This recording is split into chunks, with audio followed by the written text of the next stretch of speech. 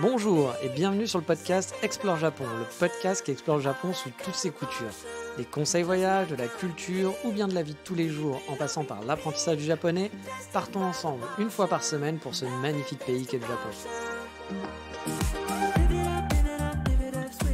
Bonjour à tous, et cette semaine on va dépenser plein d'argent, et oui on va dépenser plein d'argent car oui cette semaine on va revenir un peu sur comment aménager son nouvel appartement japonais.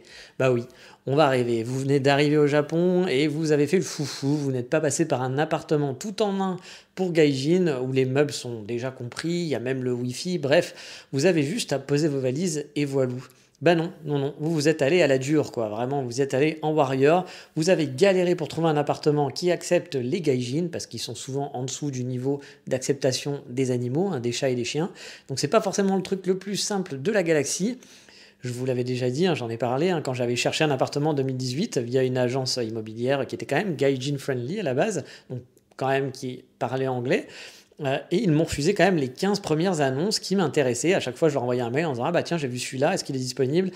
Oui, mais non. Et puis celui-là, oui, mais non. Et celui-là, non. Mais, c'était ça 15 fois d'affilée. Au bout d'un moment, c'était un petit peu marre. Vous vous rendez compte, ça a dû durer, je sais pas, pendant une semaine où je devais leur envoyer 3-4 annonces par jour, quoi, leur disant « Bah voilà, parmi ces annonces, lesquelles sont disponibles ?»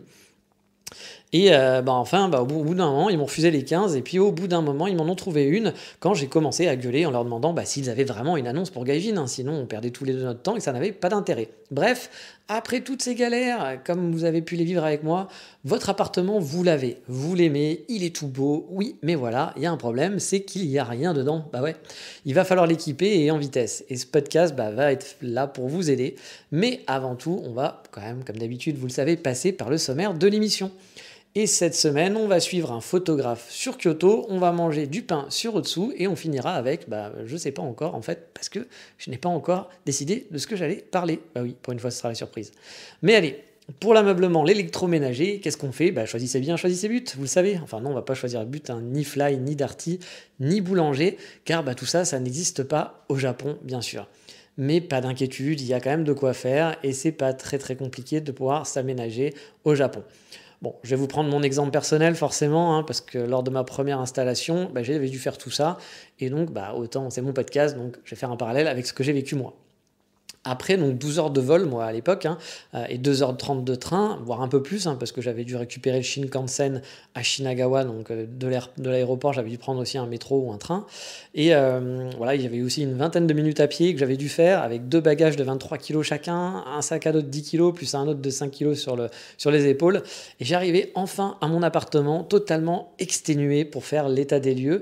Tout ça dans la journée, oui, j'étais parti la veille dans l'avion, et récupérer du coup les clés. Il était 18h ou 19h, je sais plus, en tout cas je me rappelle, il faisait nuit. Ça s'est passé très vite, l'état des lieux. Puis j'ai vidé mon sac, pas mon sac devant l'état des lieux, devant comment s'appelle, l'agent immobilier. Je lui ai pas dit que c'était un gros enculé et que voilà, j'en avais marre, que c'était long, etc. Non, j'ai vidé mon sac à dos, tout simplement. Voilà, j'ai vidé tout ce que j'avais dans mon sac à dos et j'ai juste gardé le nécessaire pour passer la nuit. J'ai laissé mes valises dans l'appartement et après je suis allé direction un hôtel que j'avais réservé à l'avance pour enfin un peu souffler parce que franchement là c'était un peu le marathon et me dire ok ça y est je vis au Japon, surtout que c'est un marathon mais c'était pas n'importe quel marathon où j'avais tout quitté pour aller vivre au Japon. J'avais dit au revoir à mes amis qui m'avaient fait des lettres, machin. Il y en avait un qui m'avait accompagné, j'avais la larme à l'œil, etc. Moi, je pensais peut-être ne plus jamais revenir. Enfin, bon, on sait bien sûr qu'on revient forcément à un moment donné, mais bon, c'était pour moi la grande aventure. Donc, j'avoue, c'était intense. Ça, plus le trajet, le train, etc. C'était un peu compliqué. Donc, j'avoue, une fois que, il est parti de l'appartement, je me suis retrouvé tout seul dans un appartement totalement vide. J'ai pu souffler et me dire, ça y est, je suis au Japon, je suis chez moi. Et puis, de partir à l'hôtel avec un tout petit sac à dos, c'était quand même fort agréable. Bon, alors j'ai passé la nuit à l'hôtel, etc. C'était cool, avec mon côté, hop, ça y est, je vis au Japon. Et le lendemain, par contre, c'était une toute autre histoire, pardon. J'ai quitté mon hôtel, forcément, et direction, l'appartement. Oui, je suis retourné dans mon nouvel appartement. J'ai refait le tour un peu du propriétaire, parce que la nuit, j'avais un peu regardé comme ça, j'étais resté 10 minutes, mais bon, j'étais un peu exténué, donc le but, c'était de rentrer dans mon hôtel et d'aller surtout chercher à manger. Et là, bah, du coup, le matin, bah, c'était un peu l'occasion de prendre mes marques, de regarder un peu l'appartement, de tout vérifier. Et puis commencer ce que j'ai appelé l'opération commando. Bah oui, je devais vivre dans cet appartement à la base, dès le jour même. C'est-à-dire que le premier soir, j'étais à l'hôtel, mais le lendemain, bah, ça y est, je vivais dans cet appart. Sauf que cet appart, bah, il était vide. Il n'y avait rien, à part des plaques pour chauffer. J'avais même pas d'ampoule hein, dans ma salle de vie. Les mecs étaient partis avec les ampoules. Alors, je sais pas pourquoi, c'est peut-être une tradition japonaise, mais il n'y avait aucune ampoule. Donc, bah, du coup, j'avais pas de lumière non plus. Donc, il fallait que je trouve de la lumière pour la nuit. J'ai donc pris la direction d'un magasin qui s'appelle Nitori. Alors, notez bien ce nom-là parce que c'est un magasin qui est très pratique. Donc, Nitori. C'est un peu le Ikea light japonais. Alors, je dis light parce que celui de Kyoto dans le centre-ville est pas très grand. Mais il faut savoir qu'il y a des très très gros Nitori, des gros magasins qui sont vraiment spécialisés dans le meuble, plus souvent en périphérie. Sur Kyoto, il y en a un en périphérie même. Mais celui du centre, qui était le plus pratique de chez moi parce qu'il était à un quart d'heure en gros à pied, bah, c'était un taille d'un magasin, on va dire, normal, quoi. Et il est placé en plein Yodobashi Camera. Donc, Yodobashi Camera, c'est un gros magasin d'électronique, pour ceux qui ne connaissent pas. Et le Yodobashi est situé juste à côté de la gare, à quelques pas de la gare de Kyoto. Je l'avais repéré, en fait, avant de partir, ce Nitori. J'ai donc ciblé d'aller là-bas pour aller acheter tout le nécessaire de base. Je m'étais dit, le premier jour, il faut vraiment faire une opération commando. Il faut trouver bah voilà, la base pour camper en quelque sorte. Parce que pas encore de meubles, donc il fallait faire, comme je vous le dis, du camping. Sur place, j'ai donc acheté un kit de futon. Alors j'avais pas prévu d'acheter un kit à la base, hein. Je m'étais dit il faudrait que j'achète un genre de futon, que j'achète un genre de matelas gonflable, voilà, un oreiller, une couette. Et en fait j'ai pas eu besoin parce qu'ils vendaient des kits et j'ai trouvé ça super pratique pour le coup. En gros, bah, c'est voilà, un kit avec un futon. Donc le futon, vous savez, c'est le matelas japonais pour dormir par terre. Avec aussi, il y avait un oreiller, une couette, la housse qui va avec, de la couette et de l'oreiller. Bref, bah, c'est le kit parfait pour débuter. Tout ça dans un gros carton un peu encombrant, donc qui ne permet pas de faire, voilà, de prendre 45 trucs avec, mais avec une bonne poignée qui permettait de la ramener à pied, ce qui m'a bien aidé les premières semaines pour le coup. Dans ce Nitori, bah, il y avait aussi quelques mini-meubles, hein, des meubles d'appoint, on va dire, pas des meubles vraiment pour aménager, mais plus des meubles d'appoint.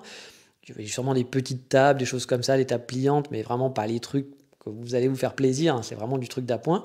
Mais moi, j'étais pas venu pour ça à la base à Nitori. Mon objectif, c'était le dodo. Donc voilà, ce kit futon, c'était vraiment parfait pour moi pour commencer. J'en ai profité aussi du coup pour faire quelques allers-retours et acheter bah, les deux autres nécessités, on va dire, qui sont se laver, bah oui, il faut bien se laver forcément, et manger, bah oui, il faut manger. J'ai acheté donc des serviettes de toilette, j'ai acheté des poêles, alors pas des poêles, ça j'ai ce qu'il faut sur moi, mais des poêles pour faire frire et cuire des choses. J'ai acheté des casseroles, j'ai acheté un bol aussi pour pouvoir manger, des baguettes, une paire de baguettes, bref, tous les ustensiles basiques utiles pour manger au départ. J'ai pas voulu faire la complète, j'ai pris vraiment le principe de base pour camper parce que le reste, je voulais l'acheter ailleurs.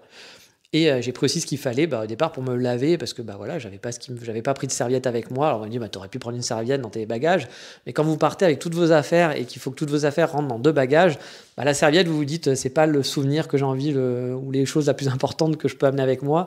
Donc je m'étais dit j'en amène pas et j'en achèterai une sur place. Et donc bah, le premier jour c'est ce que j'ai fait. Et donc, bah voilà, après avoir acheté tout, on va dire ce qu'il faut pour manger et se laver, bah, l'avantage vraiment, c'est qu'à Nitori, vous pouvez faire tout ça. Il y avait des trucs assez chouettes en plus, qui sont pas forcément du bas de gamme, bas de gamme.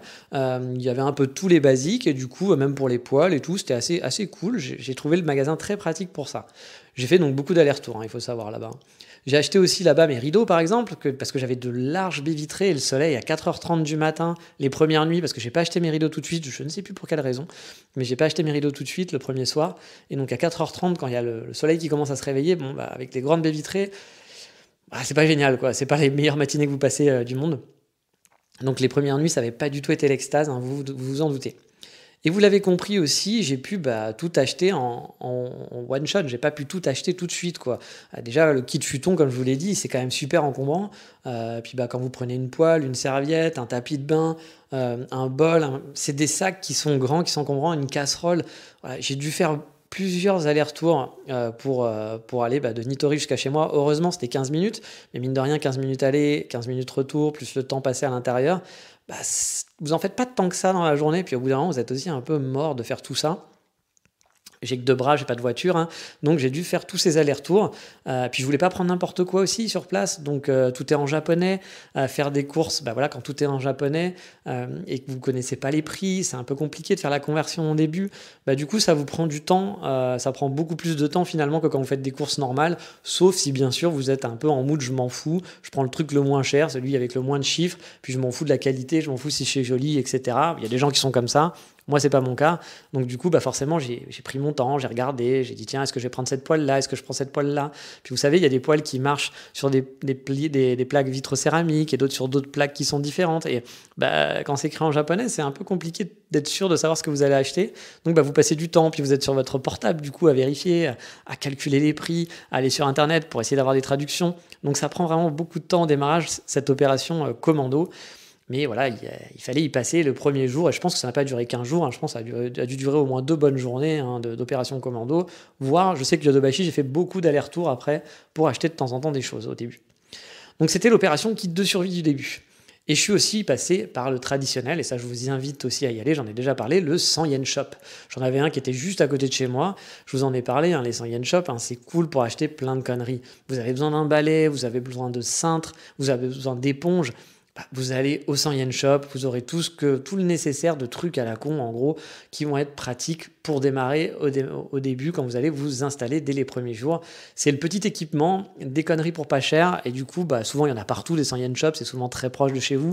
Donc là, c'est un passage un peu pour moi obligé. Mais bon, il est bien mignon, hein, Nicolas, mais on va pas vivre non plus avec un futon et 3 ampoules, parce que j'ai acheté aussi des ampoules, hein, bien entendu, et une serviette, ainsi qu'un tapis de bain. Et vous avez totalement raison. Et c'est là que je sorte la carte maîtresse, la carte Easy quand tu t'installes au Japon. La carte, quelle carte? On va parler un petit peu après parce que j'ai oublié de vous parler encore de quelque chose d'autre qui est quand même hyper important aussi au démarrage et qu'on va acheter. C'est les ampoules, voilà, comme je vous l'ai dit, parce que j'ai l'impression que les Japonais partent avec leurs ampoules. Alors je sais pas si c'est toujours ça, mais là aussi j'ai un peu galéré. Et ça, heureusement, il y avait le Yodobashi Camera où j'ai pu faire des achats un peu d'électronique et de me dire aussi de kit, un peu de survie, mais on en reviendra après. Mais ça faisait partie de mes premiers achats aussi, tout ça. Mais allez, revenons donc à la fameuse carte, voilà, c'est easy quand tu t'installes au Japon, la carte maîtresse, celle que je vais ressortir la prochaine fois, c'est la carte Ikea. Bah oui. Ikea, vous connaissez tous, hein, les noms des meubles imprononçables. Voilà, Ikea est présent partout dans le monde et ils sont partout aussi au Japon. Je suis sûr que même dans l'Atlantide, ils ont un Ikea qui doit être planqué quelque part. Bref, le gros avantage d'Ikea, quand on s'installe, en tout cas dans un pays comme ça où tout est un peu compliqué, c'est que vous connaissez déjà tous les meubles. Vous connaissez par cœur, c'est les mêmes catalogues partout dans le monde. Et en plus, l'avantage du site japonais, c'est qu'il existe aussi une version anglaise de ce site japonais. Donc, quand vous allez commander, vous allez pouvoir surfer dessus rapidement, facilement, sans faire les traductions, sans passer par Google Chrome qui va traduire automatiquement. Non, ils ont déjà un site en anglais, qui est le site japonais, hein, qui est traduit. C'est pas le site anglais ou le site américain, non, c'est le site japonais qui est traduit en anglais. C'est pas bête, ils ont pensé au gaijin. Merci Ikea, parce que franchement, ça fait gagner du temps. Mais moi, en fait, ce que j'avais fait au tout départ, c'était simple. C'est avant de partir, j'avais vu quand même les photos de mon appartement. Donc j'ai pris mon appartement sans le visiter, hein, vous l'avez compris, je l'avais pris à distance. Donc j'avais vu quelques photos. J'avais un peu imaginé finalement l'aménagement que j'allais faire dedans, les meubles que j'aimerais. Et puis je suis allé sur le site d'Ikea, j'ai commencé à regarder sur le site Ikea français, hein, tout simplement, ce qui se faisait, voir à peu près ce que je pourrais prendre, ce que je pourrais acheter. Puis il y avait des choses où j'étais pas sûr, des choses où je me suis dit tiens, est-ce que ce canapé est confortable, est-ce que ce meuble il est vraiment joli. Du coup je suis allé à Paris, dans l'Ikea le plus proche, j'ai fait ma petite tournée, j'ai testé, j'ai regardé, j'ai pris des notes, voilà, des meubles qui m'intéressaient. Et j'avais aussi fait, comme je le disais sur le site, j'avais noté toutes les dimensions possibles et inimaginables de chaque produit. Et ça, c'est vrai que c'est un vrai plus. Et je vais vous expliquer aussi pourquoi d'avoir les dimensions, c'est quand même très pratique. Du coup, comme je vous l'ai dit, avant de partir, j'avais mon petit Google Sheet, mon petit fichier Excel si vous préférez, de tous les trucs, de tous les meubles que je voulais acheter sur Ikea. J'avais les dimensions exactes des meubles, mais aussi des colis. Et je vais vous expliquer pourquoi j'avais pris les dimensions des colis dans mon fichier. Une fois sur place, j'ai ouvert mon laptop quand j'étais arrivé dans mon appartement, j'ai sorti le Google Sheet et puis j'ai mesuré, voir si j'avais eu le compas dans l'œil, si mon canapé rentrait vraiment à l'espace où j'avais prévu, si tout était plutôt bien fichu. Et franchement, je m'en étais pas trop mal sorti parce que tout rentrait un petit peu bien. Il y avait une ou deux conneries qui n'étaient pas bons, mais dans l'ensemble, tous les trucs que j'avais prévu d'acheter, ça passait. J'ai donc facilement ensuite enchaîné en allant sur le site d'IKEA, japonais cette fois-ci. J'ai préparé mon panier pour passer la commande et 2-3 semaines plus tard, le livreur IKEA débarquait avec tout mon bordel. Et donc un appartement entier à meubler, forcément, ils ont eu de quoi faire pour tout monter dans l'ascenseur, mais ça s'est super bien passé. Jusque le premier soir, voilà, vous passez d'un appart qui était quasi vide, où il y avait juste un futon, finalement un entrepôt de cartons bordélique, où c'est un peu galère de devoir ouvrir les cartons, de monter les meubles avec très peu de place finalement. Et je vous ai donc dit que j'avais noté aussi la taille des cartons. Alors je sais qu'il y en a certains qui se sont dit, mais pourquoi il a fait ça? C'est un gros psychopathe. Oui, sur le site d'IKEA, tu peux avoir la taille des cartons et franchement, c'est pratique. Alors là, vraiment, vous dites, ce mec est déglingos, quoi. Il a que ça à faire de ses journées, de noter la taille des cartons des choses qu'il va acheter. Mais en fait, niveau préparation, c'est quand même pratique.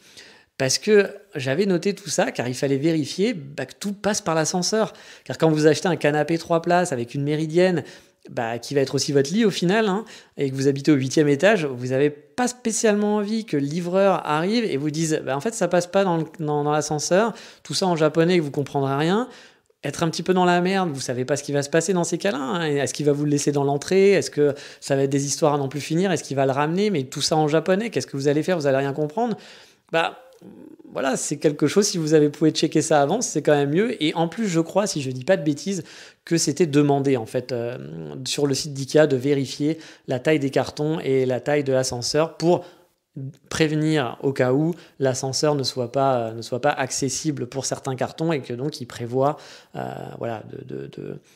et cas échéant de pouvoir passer ou rentrer. Ou imaginez, parfois il y a même des meubles qui ne rentrent pas dans les cages d'escalier, donc c'est pour ça qu'il faut prévoir un petit peu tout ça. Et donc c'est vrai qu'IKEA, avec ses tailles de carton, mine de rien, c'est quand même assez pratique de noter l'info avant de partir.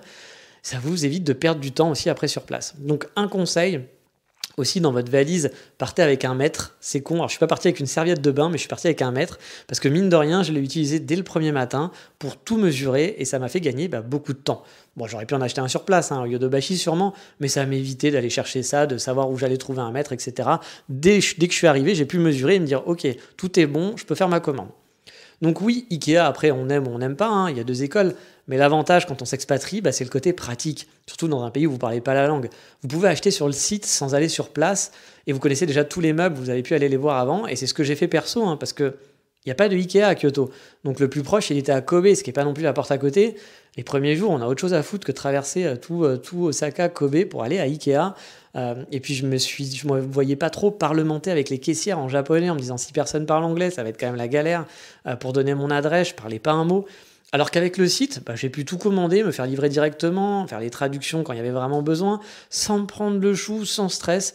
Et vu que les meubles sont les mêmes partout, que vous soyez au Bangladesh ou en Suède, en France, c'est exactement les mêmes, quasiment, à part peut-être une variation de coloris qui va changer ou un petit truc spécifique, mais la plupart des meubles sont les mêmes.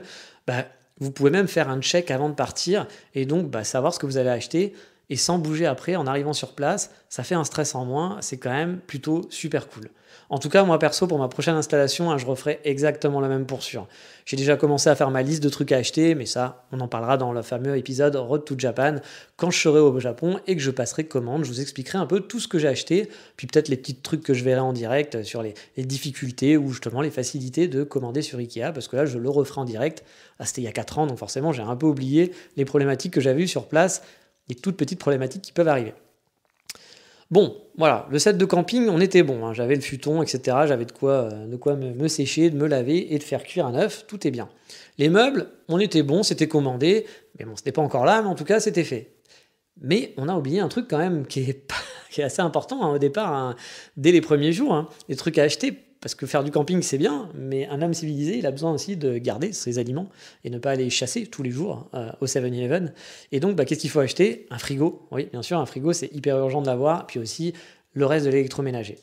Alors pour ça, pas de panique non plus. Vous avez 2 grosses enseignes, j'en ai déjà parlé d'une, j'ai déjà parlé dans le podcast plusieurs fois, c'est Bic Camera et Yodobashi. Caméra aussi, Yodobashi Camera, oui, Yodobashi Camera. Je vous en ai déjà parlé, c'est des Fnac puissance 12. Alors pourquoi puissance 12? Car c'est beaucoup plus grand et beaucoup plus complet finalement que nos Fnac habituels. C'est des vrais supermarchés géants de l'électronique et l'électroménager, voire plus, si affinité. Et pour ma part, c'est là-bas que j'ai acheté tout mon électroménager. mon frigo, voilà, mon micro-ondes et ma machine à laver.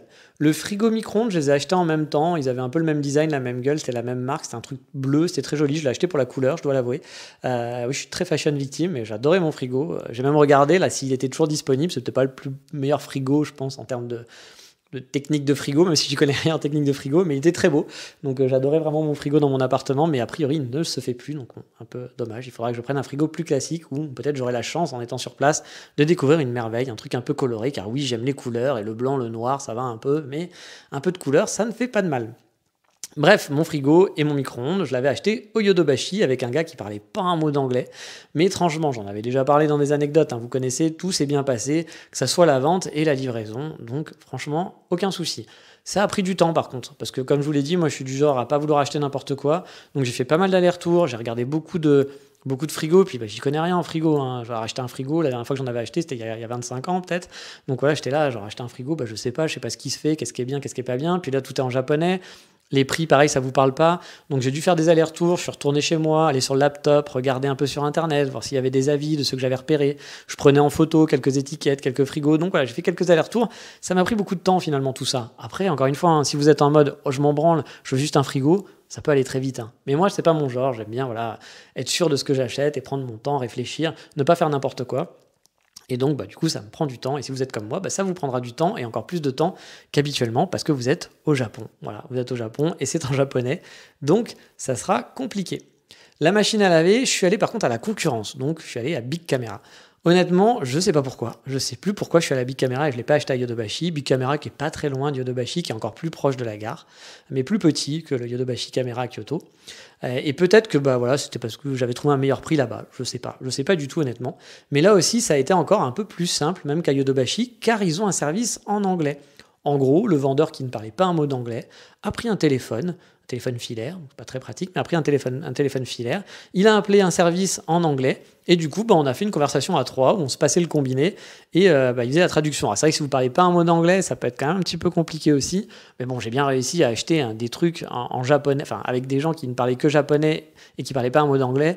Donc j'ai envie de dire, si vous parlez que français et que vous ne parlez pas anglais, ça ne sera pas plus compliqué que dans mon autre cas. Hein. Mais bon, je vais pas vous mentir, hein, c'est quand même, comme je disais, quand même un peu un galère de choisir tout ça, tous ces trucs d'électroménager.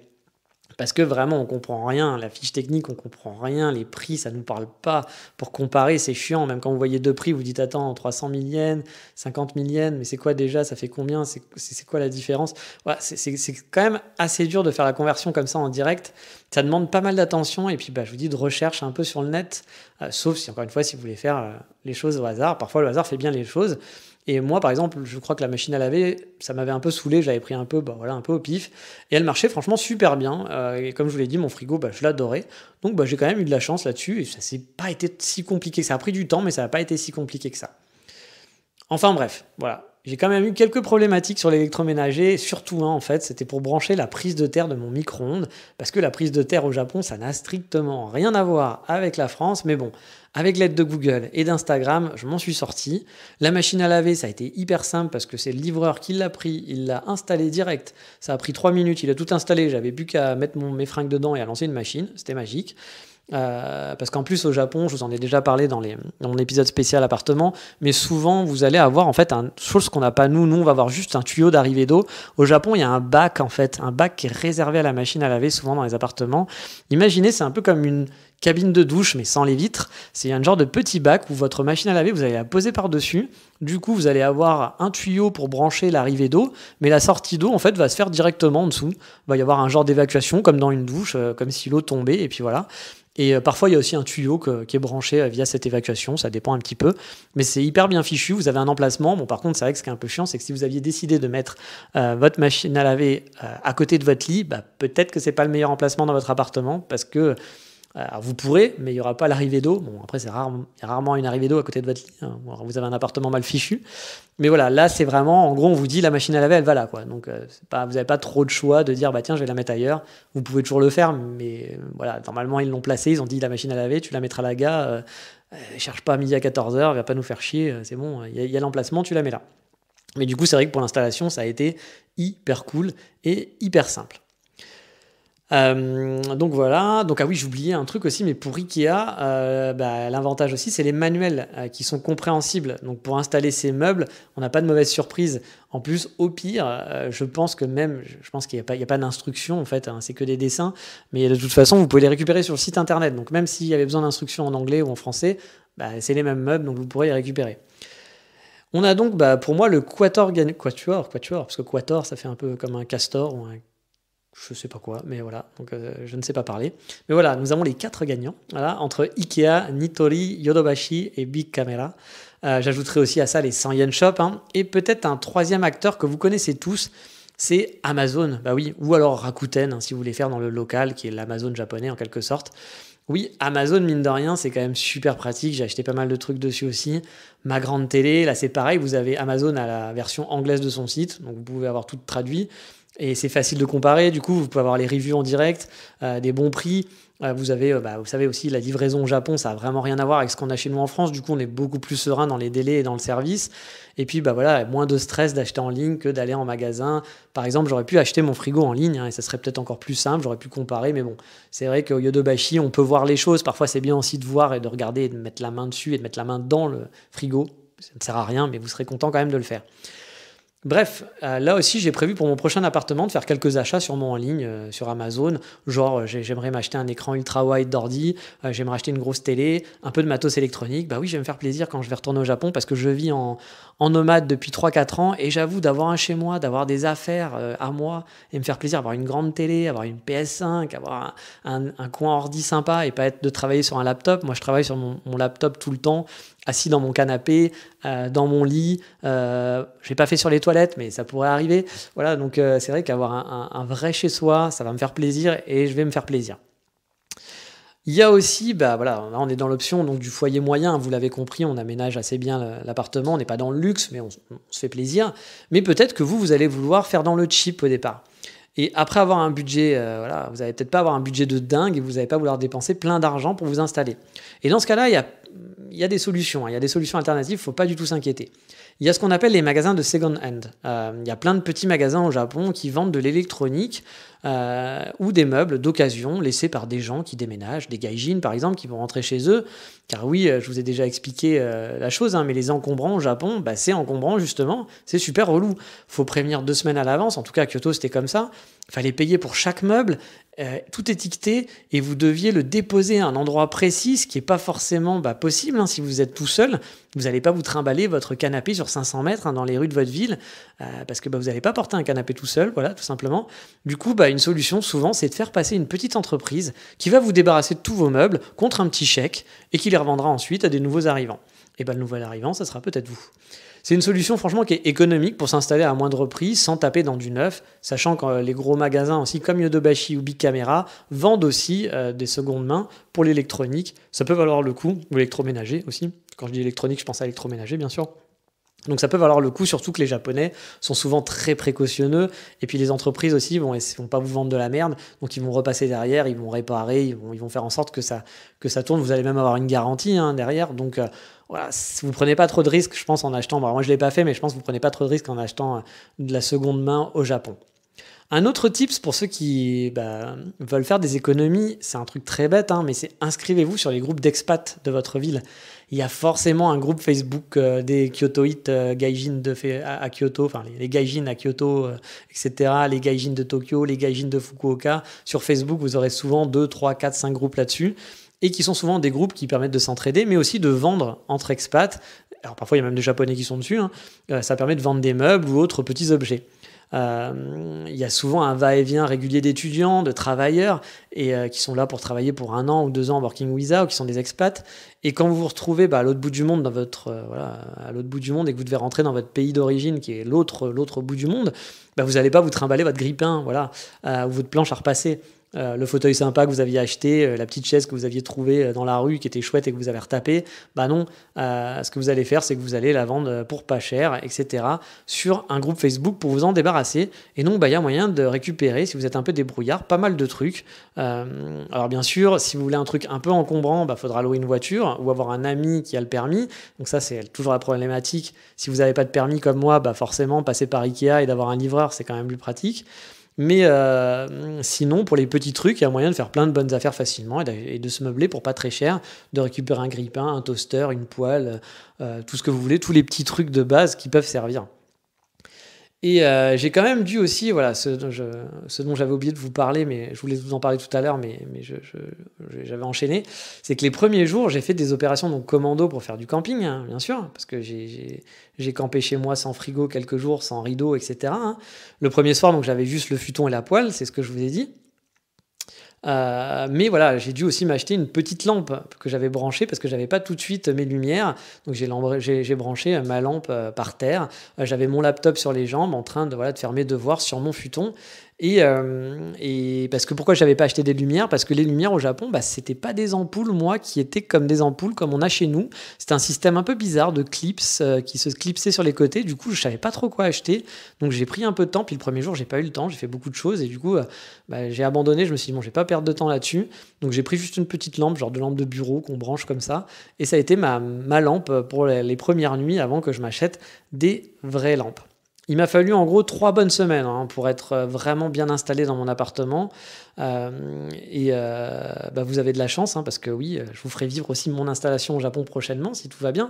Même si j'ai toujours pas de date et que je commence à trouver le temps long, j'attends toujours que que la personne qui s'occupe de faire mon working visa m'envoie mon contrat de travail. Ils sont pas très rapides, hélas. Et je pensais pouvoir partir en mai, mais là c'est mort. Je pense qu'au mieux je peux partir en juin, mais je commence à même à m'inquiéter parce qu'ils sont tellement lents. Mon dossier n'est toujours pas arrivé à l'immigration. Donc hélas, ça prend du temps et ça m'agace un petit peu, mais c'est comme ça, je n'ai pas trop le choix. Et ça, de toute façon, je vous en parlerai dans les Road to Japan. Un autre truc aussi pratique dont j'ai oublié de vous dire, c'est qu'au Yodobashi Camera, un des premiers trucs que j'ai acheté, c'est aussi une visseuse. Oui, une visseuse et puis une genre de mini boîte à outils. Parce que quand vous allez arriver et que tous les meubles Ikea arrivent, je peux vous dire que d'avoir votre petite visseuse, ça vous fait gagner énormément de temps. Puis d'avoir votre petite boîte à outils, ça peut vous permettre aussi de régler 2-3 petits trucs rapides. Donc voilà, c'est aussi des petits achats à la con, mais la visseuse, c'est un des premiers trucs que j'ai acheté, il faut le savoir. Je pense que j'ai acheté mon futon en premier, et après, le deuxième aller-retour, je suis allé au Yodobashi, j'ai acheté une visseuse, et elle m'a servi très très rapidement. Donc il y a des petits trucs comme ça pratiques qu'il ne faut pas oublier et qui vont vous servir. Au Yodobashi, et le Big Camera sera parfait pour tout ça, parce que vous allez trouver tous ces trucs-là. C'est vraiment des magasins qui sont gigantesques, on trouve un peu tout ce qui est électronique, pratique, vous l'aurez. Donc c'est un conseil aussi, Yodobashi ou Big Camera dès le départ, pour acheter des trucs de base, ça va beaucoup vous aider. Mais voilà, on en a fini pour l'installation cette semaine, et on va passer, comme vous le savez, comme d'habitude, à l'insta de la semaine.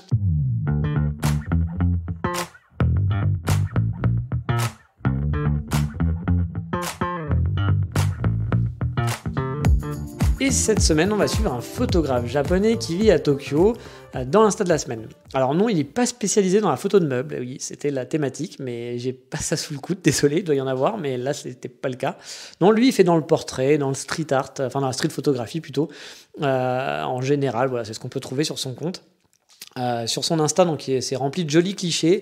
C'est pas le photographe le plus talentueux que j'ai vu, je vais pas vous mentir, sur Instagram, mais c'est un compte assez intéressant à suivre qui amène une autre facette du Japon, un peu plus citadine, un peu plus urbaine, peut-être un peu moins vacances, un peu moins voyage, un peu moins vous faire rêver Japon, mais c'est du Japon urbain. Son compte, c'est Masak1211. Bizarre, mais voilà, comme d'hab, il y aura le lien dans la description de l'émission, ça sera plus simple pour cliquer, et sur le Patreon pour les abonnés. Car oui, c'est le moment, c'est l'instant promo. Oui, n'oubliez pas, si vous voulez soutenir le podcast, il y a 2 manières. Le premier, c'est donner des pépettes, voilà, vous me donnez de l'argent en vous abonnant au Patreon. Alors l'argent, c'est pas pour que je m'achète des putes de luxe, voilà, oui, on est vulgaire aujourd'hui, oh là là, mon Dieu, c'est affreux, ni pour m'acheter ma fameuse PS5 au Japon, non, c'est juste pour les frais du podcast. Il y a des abonnements qui est à la base à 2 €, donc c'est pas très très cher, et ça permet de soutenir le podcast. Je retiens à remercier, il y a quelqu'un qui s'est abonné il y a pas très longtemps, justement, et je tiens à la remercier. C'est toujours sympathique de voir des gens qui participent un petit peu financièrement au podcast. J'ai des frais dans l'année, donc ça me permet, ça et les pubs, ça me permet pas encore de rentabiliser les frais du podcast, mais au moins j'en suis plus très loin, je perds pas trop d'argent avec, donc c'est toujours ça de près, mais bon, de toute façon, je fais ça par passion, donc même si je perdais de l'argent, que je gagnais rien du tout, je continuerai de le faire, donc merci beaucoup en tout cas pour tous les abonnés, il y a des gens qui sont abonnés depuis très très longtemps, et je les remercie parce que c'est un gros soutien, ça permet voilà, d'un peu réduire mes frais sur le podcast, et c'est très appréciable.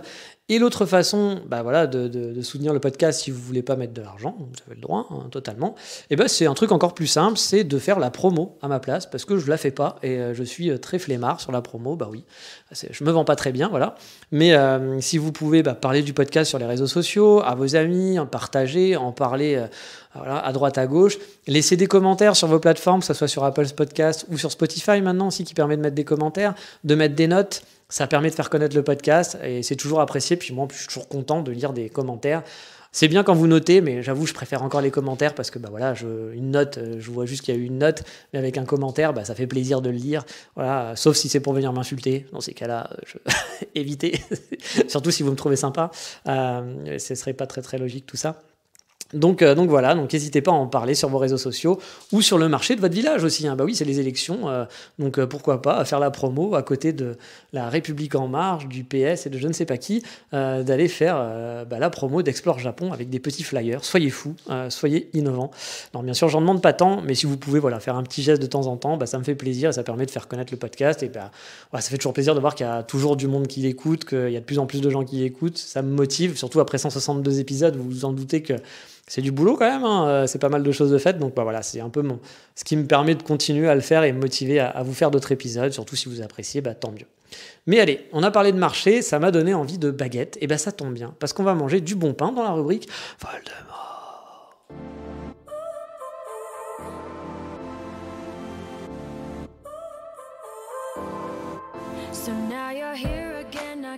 Car oui, cette semaine, on va aller se manger quelques viennoiseries et autres pains et sandwichs divers et variés à côté de Tokyo. Car oui, aujourd'hui, je vous amène à Otsu. Mais si vous savez, si ça vous dit rien, écoutez d'anciens podcasts parce que j'en ai déjà parlé quelques fois. Il me semble que j'ai même fait un épisode spécial pour Otsu et puis j'ai dû en parler plusieurs fois quand je parlais du lac Biwa. C'est une station donc balnéaire qui est donc à côté du lac Biwa, qui est le plus grand lac du Japon, juste à côté de Kyoto. Otsu, c'est une ville qui est quand même assez grande, pas une très grosse ville, mais une petite ville sympa, qui est donc à 10 minutes de train seulement de Kyoto. Donc c'est vraiment la banlieue proche de Kyoto. Et je suis allé me faire personnellement quelques balades sur Otsu par le passé, et j'ai forcément cherché, vous me connaissez, un petit coffee shop sympa dans le centre. Mais hélas, il n'y en avait pas à l'époque. Alors, je ne sais pas si c'est le cas encore maintenant, mais il n'y en avait pas, il y avait juste des Starbucks. Je me suis fait des Starbucks quand même, mais je me suis donc replié quand même à la recherche d'une petite pâtisserie ou un truc mignon, un truc sympa qui changerait un peu. Et je suis tombé sur une petite boulangerie, un peu paumée, dans un recoin d'Otsu, mais pas d'au-dessus, enfin d'au-dessous. Oui, cette blague était totalement pourrie. Et donc cette boulangerie qui n'était pas du tout mauvaise. On est donc dans la petite boutique japonaise artisanale habituelle. C'est une maisonnette avec un petit commerce comme on les aime. La boutique, elle n'est pas bien grande. On est dans le brut, le béton brut avec une mini verrière à l'entrée et une porte d'entrée qui fait très porte de maison finalement. On retrouve de longues, pas des tables, mais on va dire des comptoirs tout le long du mur avec diverses viennoiseries du jour. Bon, vous attendez pas trop à du sucré non plus, on est plus dans le salé, c'est le Japon aussi. Le genre de pain saucisse, vous voyez, des pains avec des petits bouts de saucisse, des pains en fromage ou des pains à la moutarde, ce genre d'encas quoi. Et aussi le classique de chez le classique, le fameux pain à l'ail. Oui, je suis un adorateur du pain à l'ail, mais qui ne l'est pas. Attention, si vous ne l'êtes pas, je vous préviens, vous allez être banni de ce podcast. Non, je rigole, vous pouvez encore l'écouter, mais bon, j'avoue, le pain à l'ail, j'adore ça. Surtout quand on est au Japon et qu'on manque de pain. Le pain, ça devient vraiment un plaisir ultime. Déjà que le pain, c'est bon. Alors en plus, quand vous en avez pas tout le temps, vous l'appréciez encore plus. Car oui, dans cette petite boulangerie, on trouvait aussi des baguettes là-bas. Je vais pas vous mentir, c'est pas la meilleure boulangerie du Kansai, mais en étant sur Otsu, j'ai du mal aujourd'hui avec Otsu, ça fait plaisir de trouver ce genre de petite boulangerie pour se faire une petite pause sandwich. Alors bien sûr, vous ne pourrez pas vous poser sur place, je vous l'ai dit, c'est pas très grand. Mais bon, à quelques minutes à pied, vous pouvez vous retrouver assez rapidement en front de mer, enfin en front de lac plutôt, parce que c'est pas la mer, c'est un lac, pour vous poser et déguster votre mini sandwich ou votre mini pizza par exemple, parce qu'il y a aussi des genres de mini pizza. Bref, si vous allez sur Otsu et que vous avez, là je l'ai bien dit, je suis fier de moi, vous avez un petit creux et que vous êtes en manque de pain, eh bien vous pouvez tester Dry River, car oui, je vous avais pas donné encore le nom. C'est une bonne adresse pour profiter de la charmante ville d'Otsu, en espérant que depuis, il y ait un coffee shop cool qui existe sur place dans le centre. Moi, ça me ferait plaisir parce que j'avoue, j'aime bien aller me balader dans Otsu, et si je pouvais me faire ma petite pause café sur place, ça serait quand même cool de se balader le long du lac Biwa et de se faire plaisir. Et voilà pour le maintenant. Et qu'est-ce qu'on fait dans ces cas-là quand c'est fini? Eh bien, on passe au coup de cœur du moment.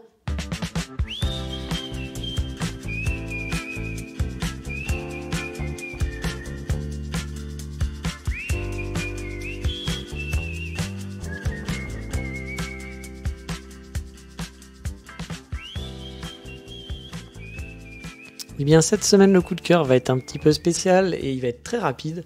Mon coup de cœur, c'est pour l'Italie. Oui, l'Italie a perdu contre la Macédoine pour la qualification de la Coupe du Monde et ça me rend très joyeux. J'ai une pensée pour mes voisins italiens que je détestais. Si vous avez suivi le podcast, rappelez-vous, qui faisaient des fêtes toutes les soirs, toutes les nuits. Ils faisaient du bruit à n'en plus finir. J'ai pas pu dormir pendant 3 mois. Je dormais avec un gros casque anti-bruit. Et voilà, ça m'a fait plaisir de voir que l'Italie, pour qui le football est quelque chose de très important, n'ira pas à la Coupe du Monde et en plus éliminée par cette équipe de la Macédoine qui a pour seul fait d'armes d'avoir battu l'Italie en barrage de la Coupe du Monde. Donc voilà, c'était mon petit plaisir. J'avais pas d'autres trucs très importants à vous raconter aujourd'hui et c'est tombé bien parce que j'avais pas de petits plaisirs à vous raconter cette semaine, de trucs sympas. Voilà, c'était mon petit plaisir à moi qui était cool et voilà, ça m'a fait plaisir. Mais voilà, on en reste là pour aujourd'hui. Je vous dis donc comme d'habitude à la semaine prochaine pour un nouvel épisode. Et qu'est-ce qu'on dit dans ces cas-là? On se dit ciao, bye bye, matane, à bientôt.